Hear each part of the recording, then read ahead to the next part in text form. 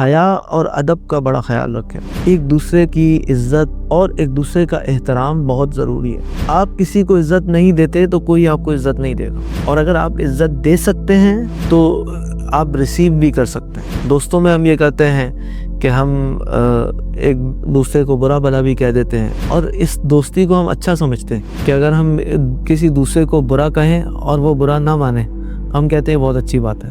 نہیں، یہ اچھی بات نہیں ہے۔ دوستی میں ایک دوسرے کا احترام ضروری ہے۔ وہ لائن ضروری ہے کہ کون سی چیز میرے دوست کو بری لگتی ہے، کون سی چیز میرے دوست کو اچھی لگتی ہے۔